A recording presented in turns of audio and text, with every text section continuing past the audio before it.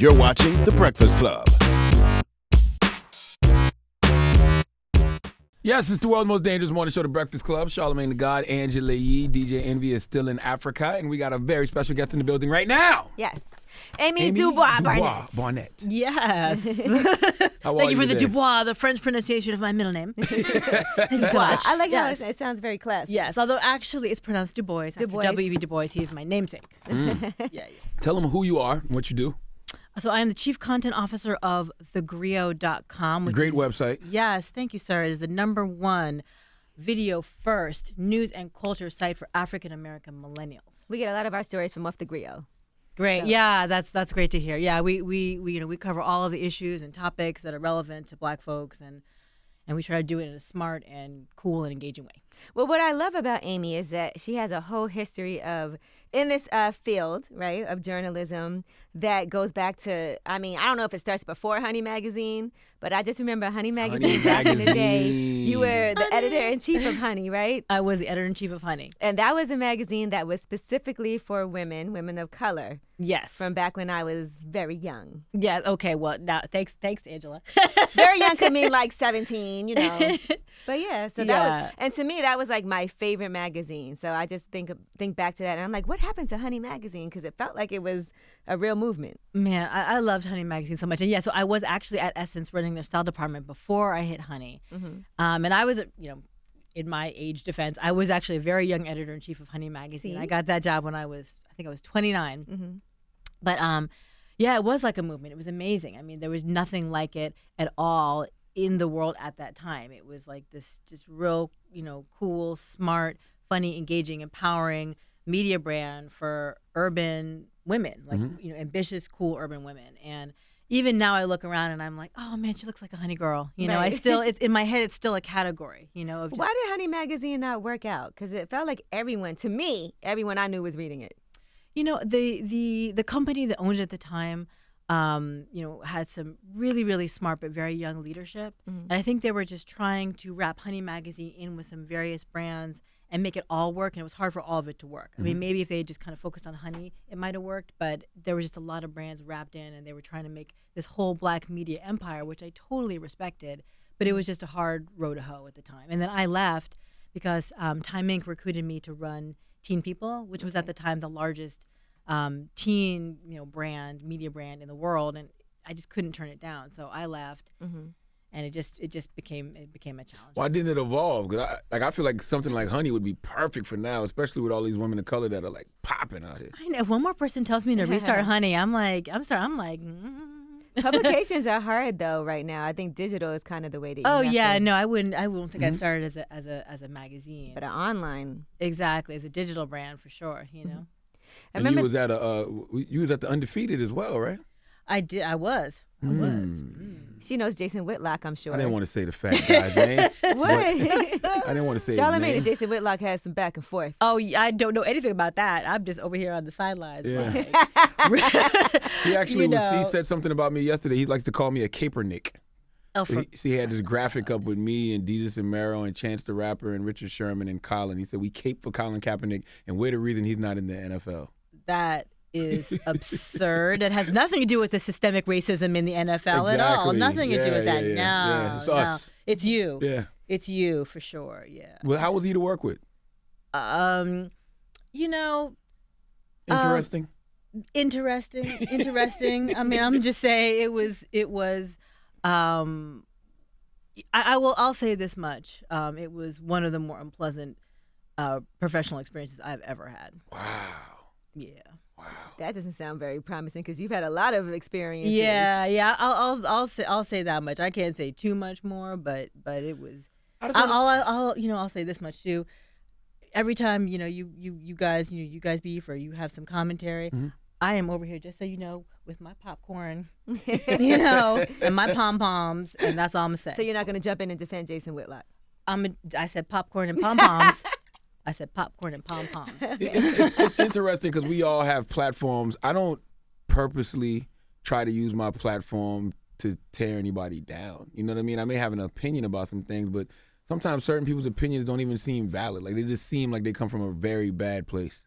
Well, I think that's the biggest issue, right? I mean, I think that, we are really trying to advocate for our community, and we are trying to, put forth some narratives and some topics and some people that are, generally having a positive impact on our community. That's been, all of our, collective mission, here in this room for quite some time. And so it's distressing, when somebody has a platform and is thinking that they're advocating for our community, but in reality is giving the conservatives and other people who want to take our community down ammunition. So that for me is a very frustrating thing. Again, I'm not speaking about anybody in particular here, although we were on a topic. You're speaking in and general. especially when you're like one of the only black people in that space. Exactly. And you're around these white people, they believe you because you're the only mouthpiece they know. Exactly. Yeah. So when you give folks ammunition, it just has the opposite effect, and that part is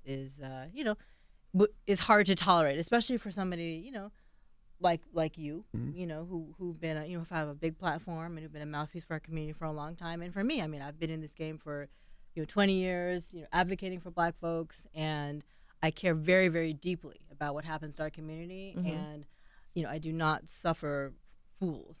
I do not like the people who think that they're advocating for our community and really are tearing us down.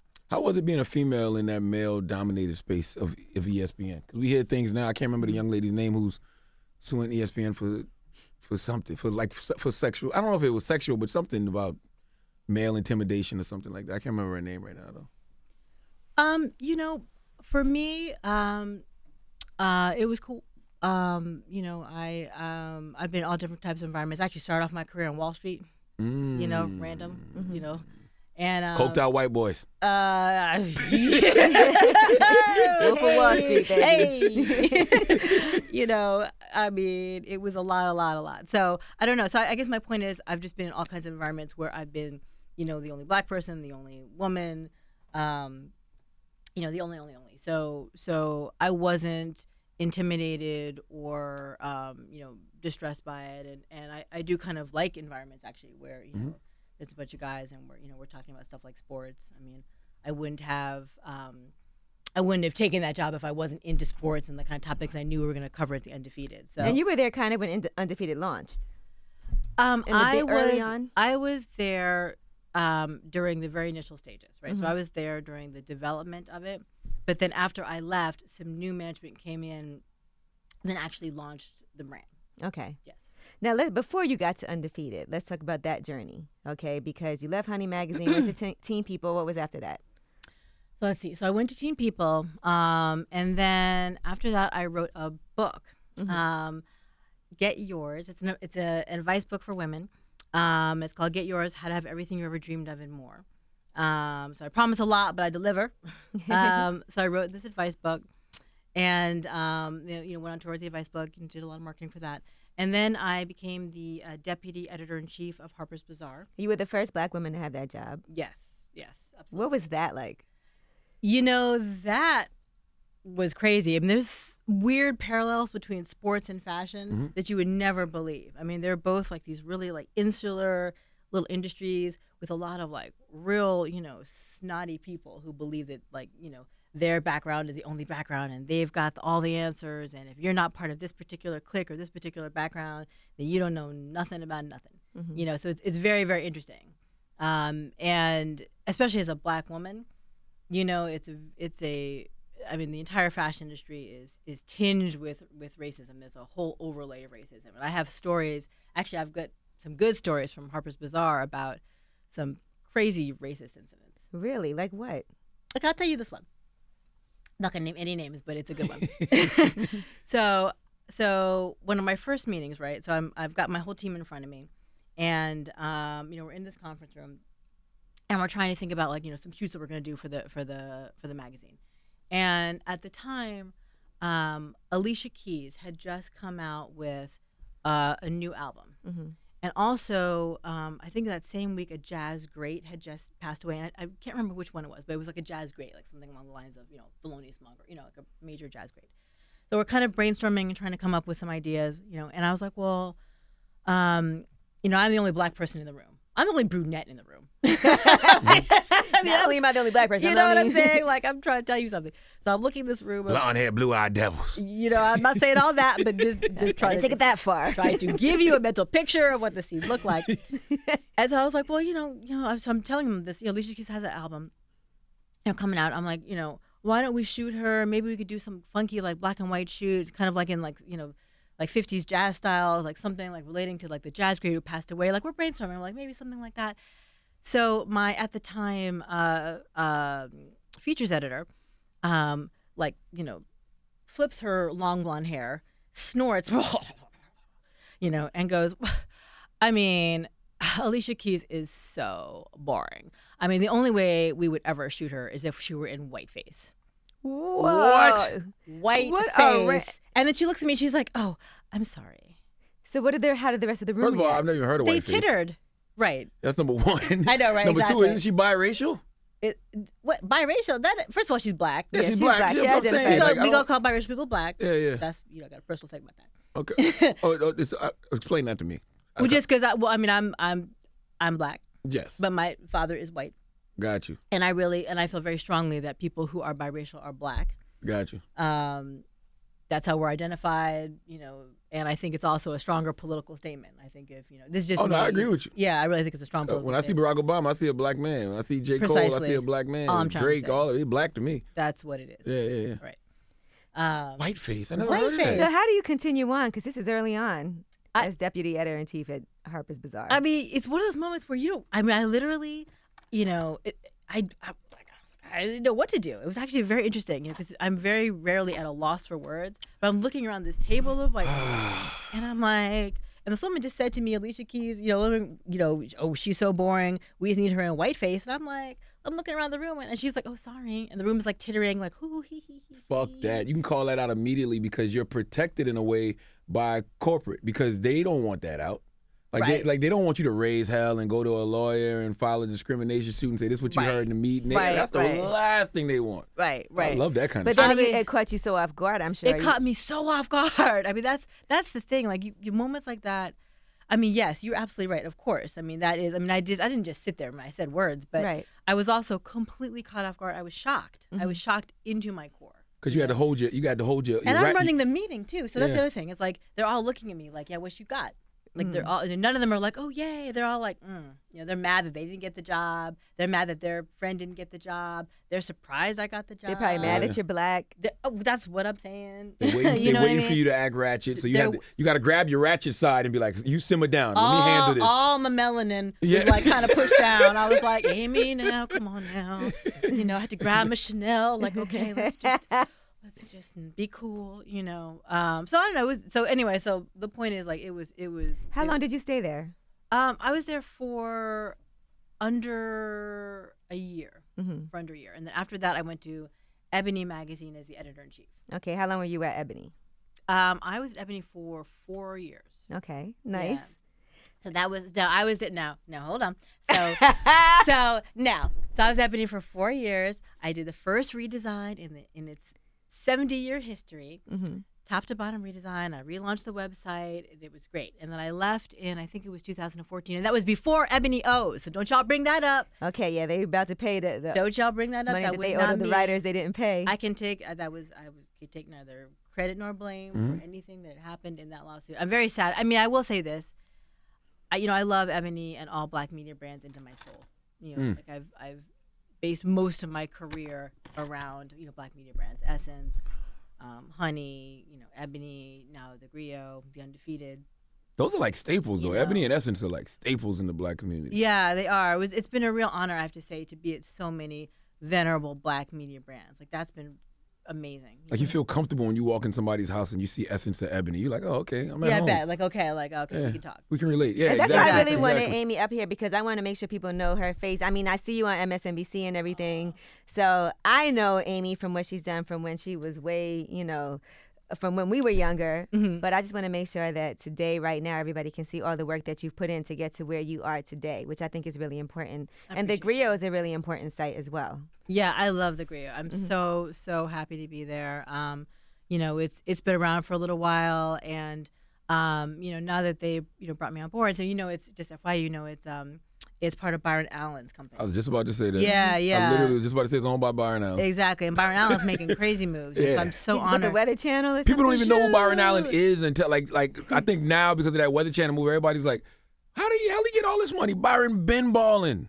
You know what I'm saying? Been balling. I did a story on him when I was at Ebony, and people were like, "Who's Byron Allen?" I'm like, "Who's Byron Allen?" But I respect that, though. I love the fact that he's moving quietly. Right. Yes. He's just literally been building this entertainment juggernaut for 25 years, and now all of a sudden he's been buying all these movies. So what happened is people start, he started buying these movies, with Christian Bale and Keanu Reeves and what have you, and he bought the Grio, and so people are like, "Oh, wait a minute." So now black folks are like, "Wait a minute," and white entertainment, Hollywood people are like, "Wait a minute." And then he comes out with this Weather Channel news, and people are like, "Oh snap! Byron is like, a force to be reckoned with." So I'm A black man bought the Weather Channel. You know Think what I'm about that. saying, For right? 300 million or something like that, right? It was like 300 million. Just to tell white people it's raining. That is amazing. You know what I'm saying? Just to tell white people the storm is coming. Oh my God! Wow. I love Byron. I want to interview Byron actually. I will put you guys in touch. He is a great man. I'm sincerely honored to work for him. So that's been great. Did he remember you from Ebony? He did. Yeah. We met very briefly at a couple of events, here and there.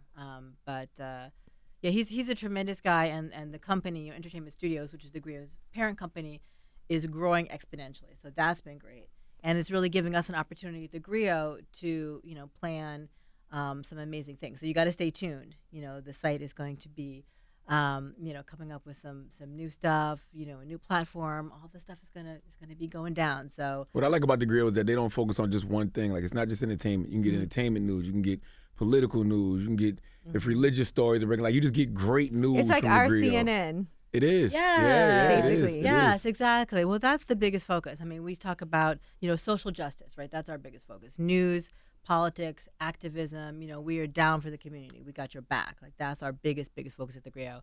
We're also going to talk a little bit more about economic parity.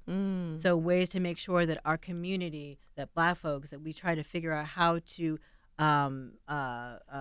decrease the the difference between our net worth and those of our other racial counterparts. So that's something that's been a huge deal to me lately, having become like an entrepreneur and opening businesses as of late. Right. There's a lot of things that I've been learning that I wish I would have known when I was way, way, way younger and getting started in this business.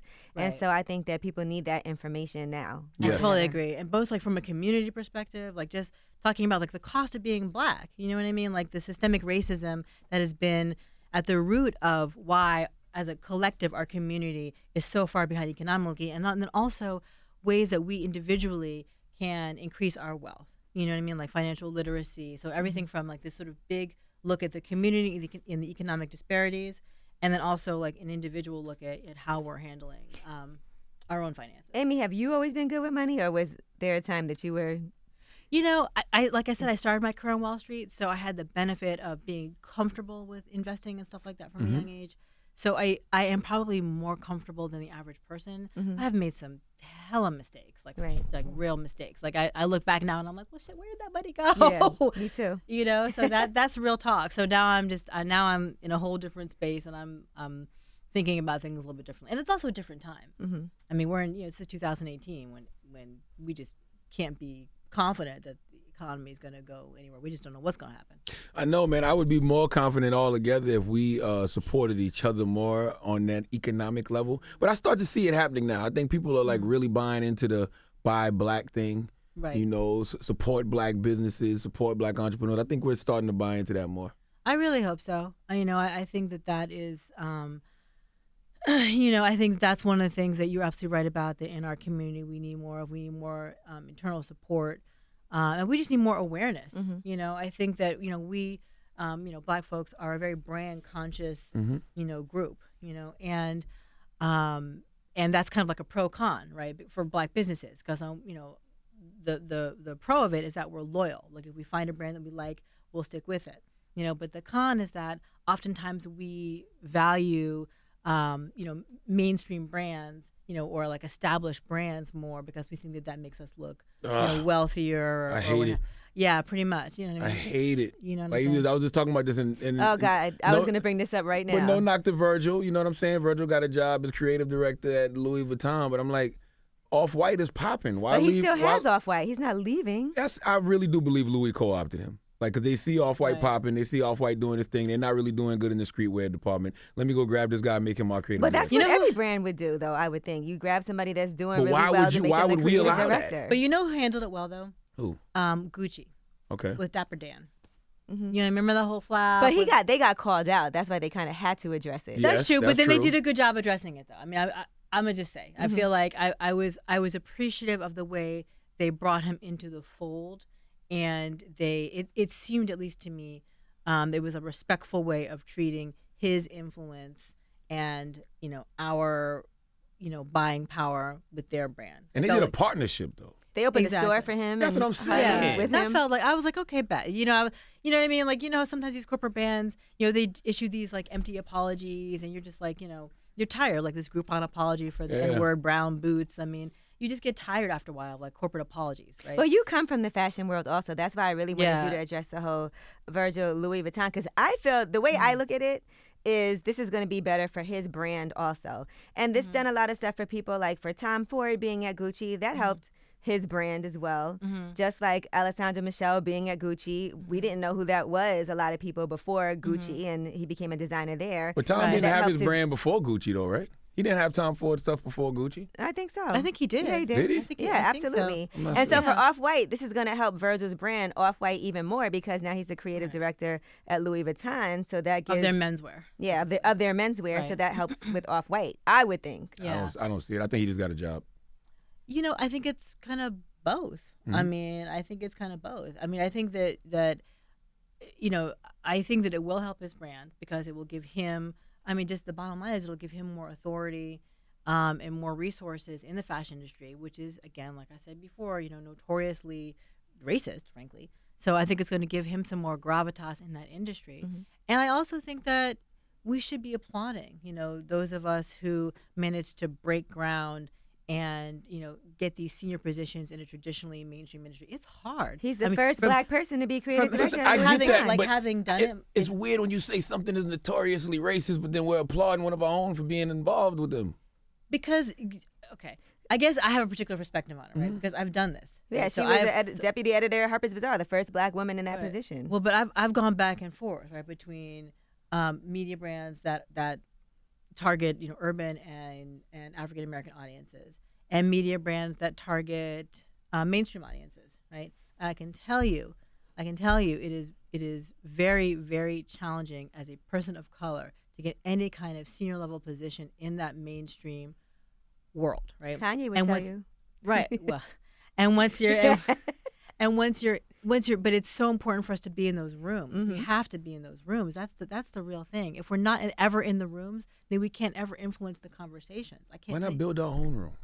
We can build our own. We can do both. Yeah, Like, why that's not what do I'm both doing. simultaneously? Yeah, we can do both. But we still need to be in those rooms because, frankly, those are the rooms, whether we like it or not, right now, that wield a lot of power. Those mainstream bands have a really, really big megaphones, and we have got to be in those rooms. So why influencing give the them more conversations. power? I People understand what y'all listen, saying, at the end of but the day, people are not going to stop buying Louis Vuitton. They're not going to stop buying Gucci. Like So? it is But we what want it them to is. buy And more so Off-White. Why not have the power to be in there and be the creative director and bring in some more people of color and influence it more, and also blow up your brand at the same time? Hire some people underneath you that can be starting their own brands as well. That can then, it's a heritage house. So in order for us to establish those as well, I you just got to feel like start. we'll never establish our own heritage if we keep helping other people establish. I think we theirs. can do both, though. And also, we can't just continue to allow these venerable brands to be run only by white folks. and box us out. Stop Exactly. buying the shit. That's all y'all need. Like we got that's a real Off-White, we got show. other I know, stuff. but Like realistically speaking, like we have to be realistic too. You know what I mean? Like that is realistic. Don't buy it. I don't buy Louis and Gucci, You bought your wife a Louis bag. I remember that. ooh, but she like that kind of stuff. But I don't buy it, You bought it. and she don't really like that kind of stuff. I bought it because I thought that was the thing to buy. You know, to be honest with you. And listen, at the end of the day, some things are really nice, good quality. Like, it is what it is. I love Chanel.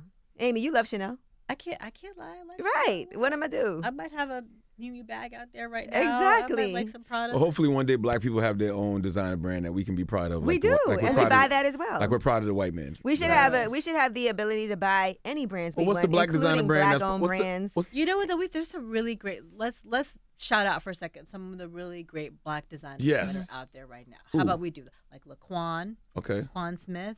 How about Mimi Plange? How about Tracy Reese? Okay. Yeah. You know what I mean? We got some good. I did an event with Tracy Reese before. You know, Ron Donovan, he's got a great shoe brand. I mean, there's a lot of people out there that we need to be thinking about. If you are so concerned about this, then have some Black designers on the show.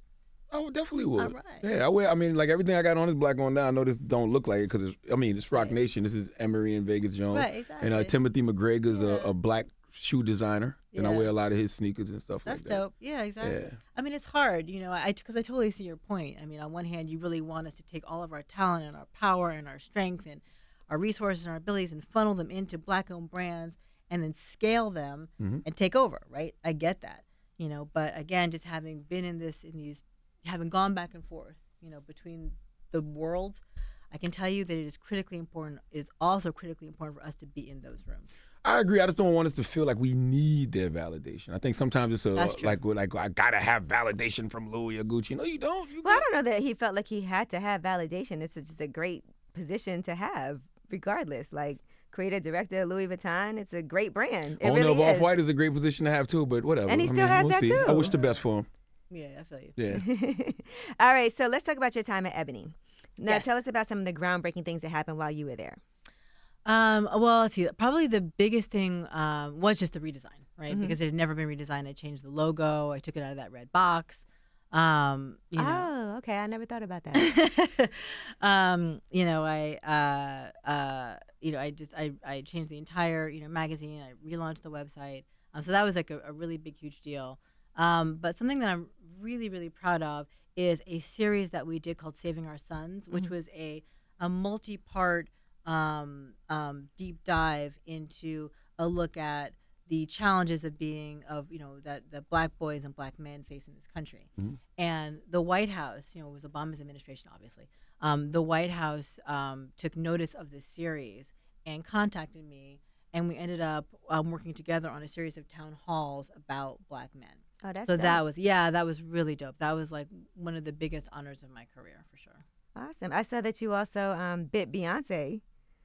No. You bit Beyonce? I did not bite Beyonce. Do not It start was rumors, you, Amy? Angela. I know, right? Apparently it was me. What? Just kidding. I know, right? No, I just saw a picture of you and Tiffany Haddish, and I was like, okay, that's who bit Beyonce. Was that the same party? Hilarity. Don't look at me like that. I'm not gonna say any more words. Do not look at me like that. The real reason we have you here this morning I is know, right? We've Look done at the our picture. research. I don't We've think done it's the some same forensic party. analysis, and we've determined that it was you. No, this was at the Essence Black Woman in I Hollywood. just said that. So no, I didn't bite her. Oh, bleep that. My bad. She didn't bite her there. Don't bleep that. All right, so listen, we're looking forward to everything that that you have coming for the Grio. So we can Yes. you look at this as home now, right? You're very Yeah. happy. I love thegrio.com. I am so excited. Chief Content Officer. I do too. Salute to Natasha. Yeah. Natasha. Listen, I Natasha, want you yes. guys to have Natasha on. We have. No, I know. I mean, Oh. but keep talking about like more some of our news stories, you know, because we have so many things that are on our site every day that affect our community. You know, we are just deeply enmeshed in what's going on with Black folks, and Right. you know, we are deeply committed to covering all of the issues that impact how we live our lives. That's why we want to make sure everybody Yes. goes to thegrio.com every day and make that Yes. your daily morning cup of coffee. Yes. What did you think about the whole Tyrone situation at Howard University? Oh my God, I can't stop laughing. I know it's a shame. I mean, I'm sad. It's awful. You know, I'm sorry. I I'm should gonna have show you said my that way. favorite picture that he posted. It's just too.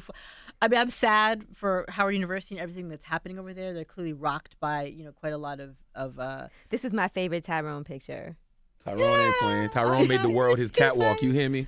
Tyrone is like, what? Yes. What? With your What do you money. think should happen to him? $400,000. What do you think should happen to him? Oh my gosh, I don't even want to say. I really don't. And actually, I mean that sincerely. I'm not just dodging the question. I actually don't know enough about the case to really speculate on. I what should mean, happen he to got the- $430,000 worth of financial aid that should have been going to low income He students. should give back. And he was balling out of control. I know he needs to give back all the MIGs. Yes. Sell what you can. Everything that you can sell, get rid of it. Yes. The makes. The If loafers. he wanted to come on the Grio and do an Bags. exclusive, you guys would have him, right? Oh my God, I would be actually very interested to hear his side of the story. I do not believe he's speaking at the moment, but I would be very curious to hear what he has to say. Oh, he's going to request an interview with the Breakfast Club soon, and I'm going to send him a nice requested letter denying him back. I'm going to deny him back. Like it's No, gonna be, we- yes, just same way You he's would denying deny everybody him? financial aid. I'm going to deny him. know. Absolutely. You're not lifting that up for what? It's not lifting it up. I don't think, right? don't When wanna you hear interview from him. somebody, does that necessarily mean you're lifting them up? No, I don't look at it that way. I mean, I think that it gives you an opportunity to hear what they have to say and then to editorialize around it. It gives you an opportunity to talk back. You know, so that I think is interesting. But it is you know, frankly though, I mean, I did say it was funny, and I think what's funny is his complete like dismissive disregard for any like propriety and, you know, empathy for all the students that Zero. he did deny financial Right. aid to. The letters And that they his, were like, sending out, you know, like- exactly, all that stuff was just ridiculous. So it's funny in that it's so absurd. I've never even But seen a it's sheep shearling such coat a before. shame. That was the first time I've ever seen one. You know what I mean? Where was Peter at when this was happening? You're joking. That's hilarious. I you know, it is a shame though. I mean, basically, you know, there's so many. Just the entire like educational system in this country is a shame. You know, it's just ridiculous that we're in a position where we can't afford to get, you know, higher education. Like as a country Yeah. this rich, just bottom line, that's a shame. And so now you have folks of color, like Black folks, who are trying to improve our lives, improve the lives of our families and our communities, trying to get to school, and you got this fill in the blank out here. Right, fill in the blank. This nigga You know what I mean? doing his own people wrong. You know what? Doing his own people, Doing people wrong. Doing his own people wrong. That's Yeah. the thing. Doing his own people wrong. Yep. You know. So it's funny on a certain level because it's so absurd. Like all the pictures of him out there, like, you know, just gallivanting. But then when you see is a people word I saying, almost never use. But I would cry myself to sleep every night trying to figure out how I would pay my tuition, and this guy is over here on Right. boats and, you know, doing whatever he has to do. Flamboyant. But I just Right. do want to make sure everybody goes to the Flamboyant. Grio. Amy Dubois, Barnett, we appreciate you so much. I want to make sure people go there just to get all the information that they need to get. You guys are really doing a great job of covering everything. I know Stephon Clark right now is one of the big stories that you have. it is, and we have an interview with Benjamin Crump, who's his lawyer, on the site right now. So we're definitely that's an ongoing story for us, and we're on the scene covering it. And just to be fair, the Grio has taken the Breakfast Club to task before as well for things that have happened on this show. So, you know. I don't mind. But it. yeah, we have nothing. That's one of the mean, sites it's I what actually happens. will read. I'll read the Grio. I'll read the Root to see what they got to say. Right. It's pretty. I mean, sometimes it's fair. You know, sometimes I would like to give a statement. You know what I mean? But Well, if you ever most- want to give a statement, reach out. We always want to hear from you. I mean, all kidding aside, like, you know, I believe in journalism, bottom line, you know, and I believe that best in class journalism will win. So, and part of what best in class journalism means is that you have to hear all sides. So if there's ever something that I don't know what you're referring to, where we've taken your test, but I believe you, there must have been something. Oh, no, absolutely. Yeah, but if there ever is, then please definitely reach out, and like we want to hear what you have to say. Well, that's what they Sure. teach you in debate class. In debate class, Yeah. they teach you to argue both sides. You know, Exactly. I think that's the only problem with a lot of journalism nowadays. It's all just so one-sided. Like nobody can remotely see where the other side is coming There's from. a lot of op-ed journalism like Yeah. that's I mean the thing is, you know, what's popping right now are op-eds. People just like spouting their opinion, and I think that's great. I mean, I'm not mad at that, but it's not always journalism. Right. Right. Well, and I do appreciate the Grio. You guys have been supportive of Wealth Wednesdays as well. I know Natasha, we've done some things supporting the Wealth Wednesdays series that I do every single month that's promoting financial awareness and education and empowerment in our community. So I appreciate the Grio for always Angela. giving me the platform for that. You, Angela, I've known you a long time. Sister. I know, I'm You're the excited. bomb. All right. Well, thank you, Amy. Well, thank you, You Amy guys. Dubois. Dubois. Dubois, Amy bien. Dubois, Barnett. Oh, and Adrienne Lawrence. That's the young lady from ESPN's name. I don't want to leave her out. Okay, the Adrienne woman that Lawrence. was complaining about Yes. the misogyny and being Absolutely. the male intimidation at ESPN. Yes. So y'all go log on to thegrio.com. Okay? Thank you, Amy. Thank you. Breakfast Club.